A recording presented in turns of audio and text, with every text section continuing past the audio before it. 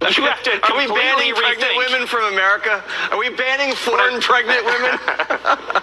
Well, what I'm saying, Jesse, is that you have to now think very carefully about who you let into your country, even on a temporary basis, because the possibility, as you said, for birth tourism, right? The idea that people come here just to have babies on American soil, and that baby gets to be a citizen for life. So you have mothers that come in fully pregnant, have a baby, go home, and again, that baby gets Medicaid, and that baby gets welfare, and that baby gets cash assistance, and can send, leave the baby with, a cousin, a relative, whatever, and then just send welfare checks back home. You can support a whole family in the third world. So yes, you can't have the kinds of immigration programs other countries have when you can just have a baby here, and now that child is an American citizen. So there's a lot of things we're going to have to take a hard look at, Jesse. Shalom. All praises, all power, all glory to Yahweh, Bahashem Yahushai, Bahashem Rakahakwadash. Double honors to the apostles and elders of Great Millstone, who teach one of Ruwell, who taught me this truth. Peace and salutations and blessings to the Akyam, the fellow laborers, the hopeful elect, pushing this truth at risk of their own lives throughout the four corners of the earth. And to the Akwath listening and learning, sincerity and the truth and the silence, Shalom. It's your brother Shema from the GMS Toronto camp here in Toronto, here with another lesson. Right, Lord will you be edified. Right, we'll get right into it. More markers of Esau, Edom's, who is a so-called white man, who are these banking elites, right? These banking families, right? The ruler of this world, right? More identifying markers of the Edomite, who they are, the wicked according to Scripture. It says here, Stephen Miller, we're going to take a hard look at banning foreign pregnant women from entering the U.S. And you heard the soundbite there, right? But the kicker is, right? The irony of this all is Babylon the Great is on stolen land.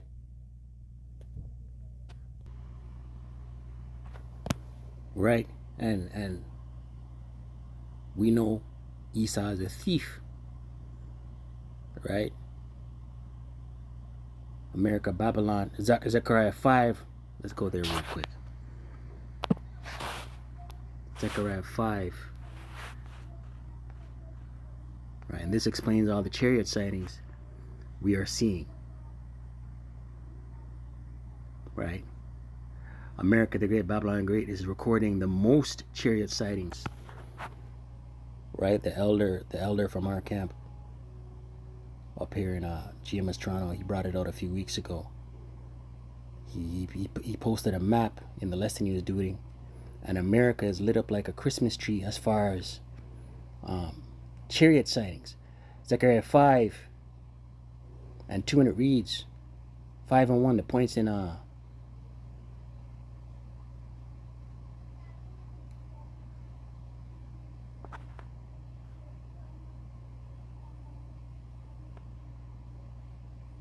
points in 4. Zechariah 5 and 1. Then I turned and lifted up my eyes and looked, and behold, a flying roll. Right, and this is the prophet Zechariah.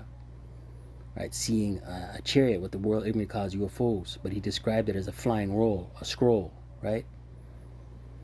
Verse 2. And he said unto me, What seest thou? And I answered, I see a flying roll, the chariot. The length thereof is 20 cubits, and the breadth thereof 10 cubits. Then said he unto me, This is the curse that goeth forth over the face of the whole earth. For everyone that stealeth shall be cut off, as on this side according to it. Right, and who's the thief? Esau, Edom. Right, and the hub city being America the Great, Babylon the Great, spiritual Egypt, spiritual Sodom. And everyone that sweareth shall be cut off, as on that side according to it. Right, and Esau is the blasphemer. Right, he's blasphemed the Most High. Right, sweareth. He'll have you come into his kangaroo court and put your hand on the Bible. Right, Esau is a blasphemer. Verse 4. I will bring it forth. Here's the point. I will bring it forth, saith the Lord Yahweh of hosts. Bring what forth? The chariots. And it shall enter into the house of the thief, right? The thief, Esau, Edom, right? The house being the hub city, America the Great, Babylon the Great, which will be destroyed with thermonuclear intercontinental ballistic missiles in tandem with the laser beams from the chariots. And into the house of him that sweareth falsely by my name, right? The blasphemer,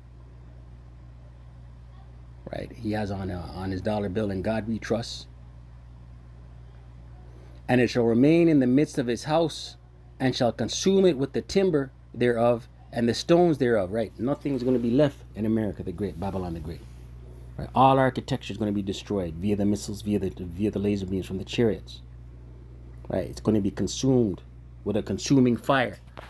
Right? Back in the subject matter. I was holding this on deck.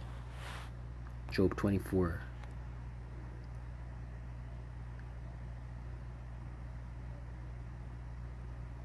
And 2, and it reads, "Some remove the landmarks, they violently take away flocks and feed thereof," right? The stolen land. So that's the hypocrisy of this madman, the irony of this madman. He's looking to bring in an unrighteous decree, right? No more pregnant woman, no more pregnant immigrant woman in America the Great, Babylon the Great, right? You heard the clip, right? But Esau removed the landmarks. Right, it says here, "Some remove the landmarks, they violently take away flocks and feed thereof." They violently take away with the sword. They take away resources from the lands that they take, they steal. It says here, "Feed thereof." Then they eat off of those resources. They make bank, they make money off of those resources. Right? Micah 2 says they covet fields and take them by violence. Right? Covet meaning they want. They yearn for, they want what you have. Right? They covet fields and take them by violence. That's in Micah 2. Since I quoted it, let me get it.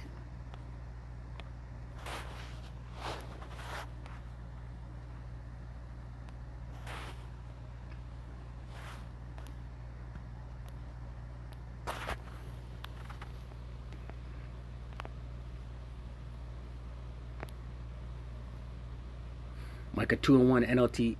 "What sorrow awaits you who lie awake at night, thinking up evil plans? You rise at dawn and hurry to carry them out." Right? You're always devising evil and wickedness, Esau. Right? Simply because you have the power to do so. Right? And your ruling class elites, these banking families, they're in the power seat. Verse 2, here's the point. "When you want a piece of land, you find a way to seize it. When you want someone's house, you take it by fraud and violence. You cheat a man of his property, stealing his family's inheritance." And that's Esau. That's his claim to fame. This is an identifying marker of who Esau is. Right? Back in Job 24:3.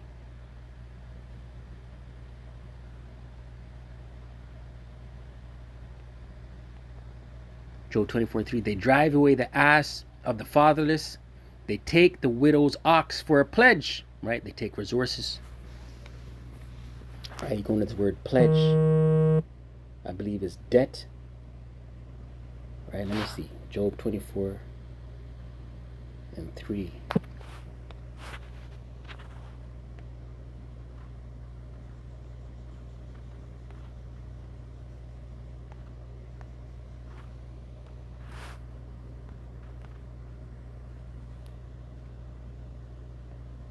Job 24:3. Pledge. They take for a pledge. Strong's H2254. Kabal. In the Hebrew. To bind, to take a pledge, lay a pledge, to hold. To destroy, spoil, deal corruptly. To destroy. To ruin, to be broken.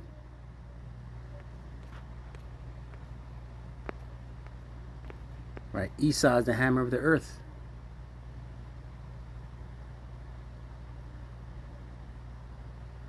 To wind tightly as a rope. Right? To bind specifically by a pledge. Figuratively, to pervert, destroy, also to writhe in pain.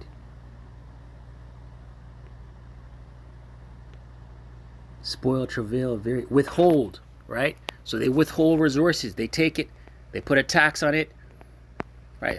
It says here to bind tightly with a rope. That's Esau, man. Right? Job 24:3. They drive away the ass of the fatherless. They take the widow's ox for a pledge.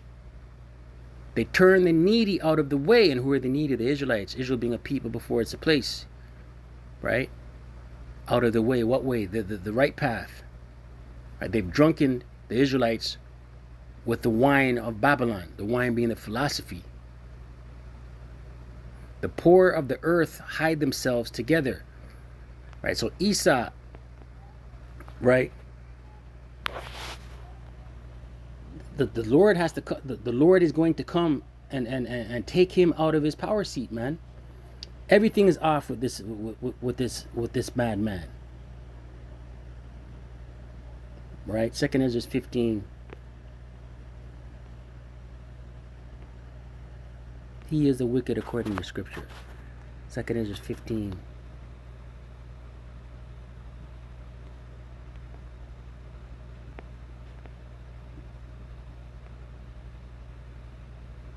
Second Ezra 15 and 17. A man shall desire to go into a city and shall not be able. Right? And this is just an example of. From America. This is an example of a man desiring to go into a city and not being able. Right? We know that goes into checkpoints, 15-minute cities, right? Martial law. Right? But what we're seeing here, they're pushing. Congress is pushing a ban on foreign pregnant women entering into the U.S. Right? We're witnessing prophecy unfold. Right? And this place, this kingdom is not profitable. In the kingdom, after 1,000 years of hardcore slavery for Esau, and Esau's eradicated, in the kingdom, the nations will go back into their lands, right? But there'll be tributes. Let's get there real quick. In Job 7. Salakia, Daniel 7.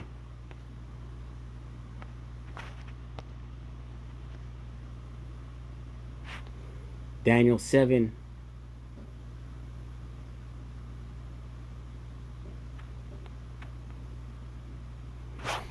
Daniel 7, the points in 12. Daniel 7 and 9. I beheld till the thrones were cast down. Right, the thrones, these rulerships, these kingdoms, they're going to be cast down. Right, taken out of their rulership seat. Right, by Yahweh Shai. And the Ancient of Days did sit, that's Yahweh, whose garment was white as snow, and the hair of his head like the pure wool. His throne was like the fiery flame, and his wheels as burning fire. Right? That's the description of Yahweh, the Father. Right? Who is known as the Ancient of Days, sitting on a throne. Right? Garment was white as snow, going into his purity. Hair of his head like wool.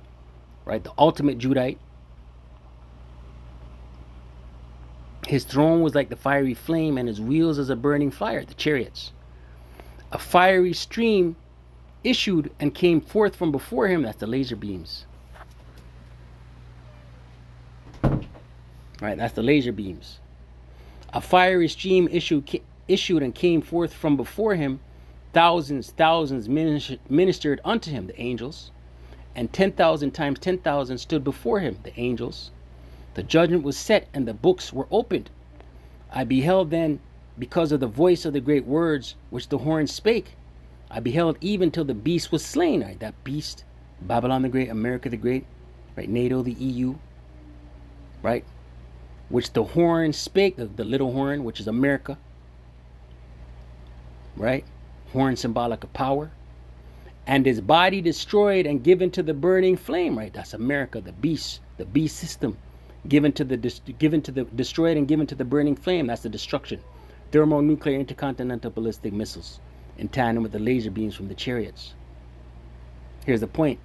As concerning the rest of the beasts, right, the other nations, they had their dominion taken away, yet Their lives were prolonged for a season and a time, right? They're not going to be in dominion.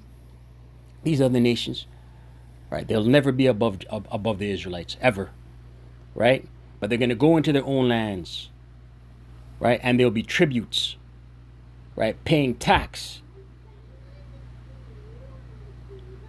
right?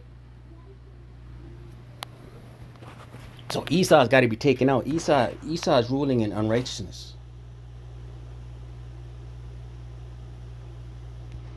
Verse 13, I saw in the night visions, and behold, one like the Son of Man, that's Yahushai, came with the clouds of heaven, the chariots, and came to the Ancient of Days, Yahweh.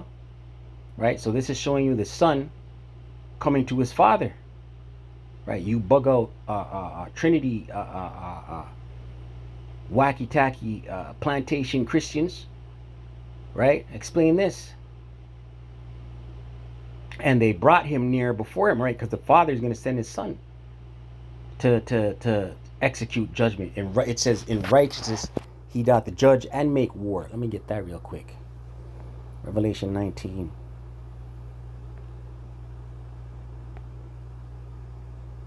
Revelation 19.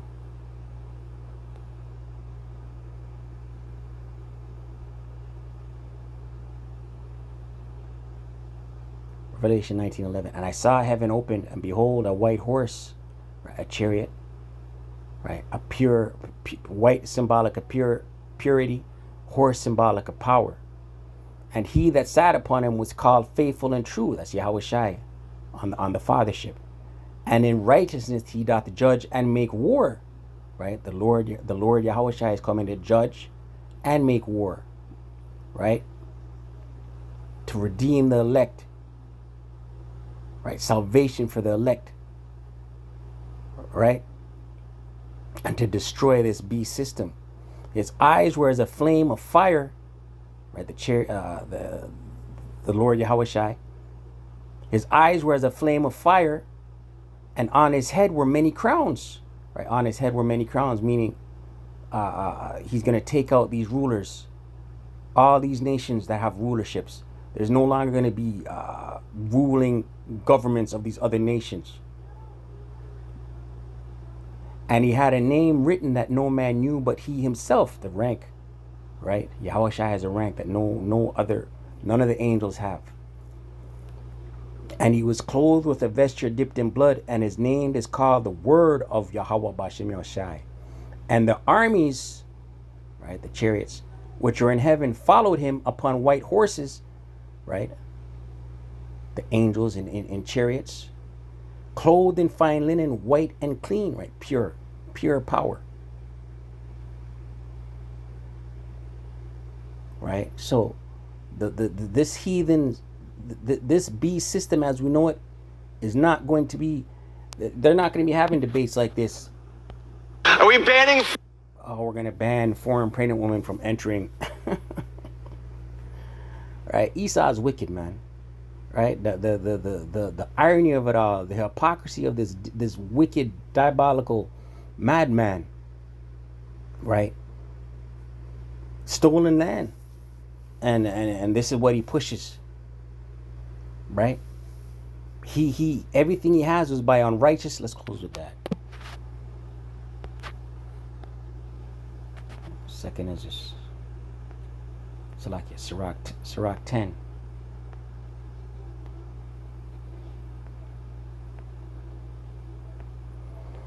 Sirach 10, also known as Ecclesiasticus. Verse 8, Sirach 10 verse 8, because of unrighteous dealings, right? Injuries and riches got by deceit. That's your claim to fame. That's how you acquired everything you have. Unrighteous dealings, right? Unbalanced weights, right?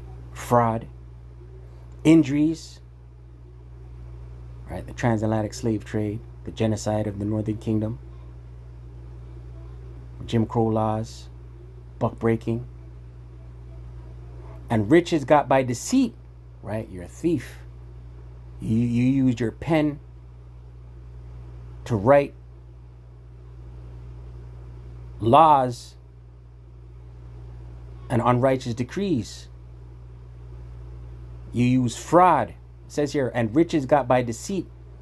The kingdom is translated from one people to another. There's going to be a translation of wealth from you, the wicked, to Jacob, the Israelites, under Yahweh Shai. Right, so with that, call Allah Yahweh Bashem Yahshai Bashem Rakah Kodash. Double honors to the apostles and elders of Great Millstone and Teach One Ruwell. Shalom to the elect.